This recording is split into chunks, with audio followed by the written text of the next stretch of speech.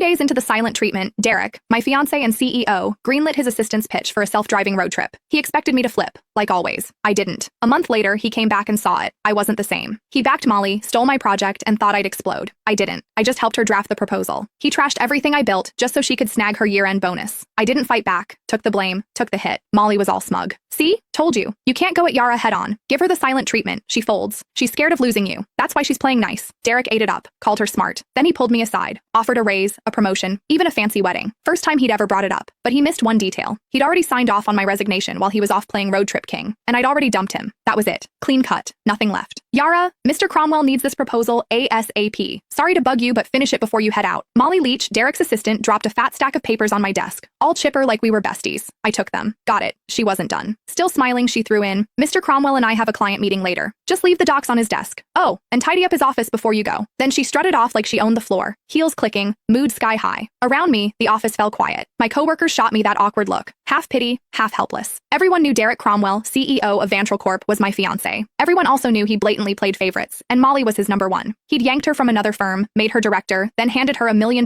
project I'd busted 2 months bringing in and prepping. When I pushed back, he called a team vote, thinking everyone would back him. Wrong. The whole team voted for me, except him. Molly got 1 vote. His. He lost it. Accused me of stirring up cliques. Didn't just take the project away. He demoted me in front of everyone and slashed the salaries of the people who'd backed me. Nobody dared speak up. Later, he apologized. Said didn't want it to look like favoritism. Claimed Molly might feel left out. I used to believe that crap. Now, it's a joke. Molly couldn't even keep up with our interns. Didn't want it to look like favoritism? Please. He was straight up playing favorites. Everyone saw it but him. I heard footsteps upstairs and looked up. Derek. He showed up at the stairwell, glanced my way, then walked out without saying a word. Changed into some casual suit. Even from here, I caught that cedar cologne. He never used to wear cologne. That one? Molly's gift. Yeah, he knew exactly what he was doing. He'd been pulling this kind of stuff for years. It started after I found their goodnight texts. Couldn't stay quiet. I confronted him. Derek said I was being petty. Then, like it proved some point, he used it as an excuse to make it official and moved Molly to work directly under him. The more upset I got, the harder he leaned in, dragging her to every social event, serving her food, even wiping her mouth at company dinners. When we fought, he'd ice me out. When I apologized, he'd round up his buddies to lecture me like I was some jealous mess. For a while, I actually blamed myself. Thought maybe I wasn't generous enough. Thought maybe that's why we ended up here. But on day 3 of one of his silent treatments, when I was too sick to even sit up and he still packed his bags for a trip with Molly, I gave up. That's when it hit me. He wasn't trying to be noble. He just used my pettiness as a shield so he could keep doing what he wanted without feeling guilty. Even if I hadn't caught those late-night chats, he would have just found another excuse to be with her. After their latest business trip, they were still grabbing dinner, drinks, playing tennis, same routine. But something between them had changed. I could feel it. Not that it mattered. 5 years together, and it was done. This whole mess had dragged on long enough. I was the last one in the office, finishing up the proposal. Checked my phone. Molly had been busy posting. Candlelit dinner at some fancy spot. 2 plates of steak.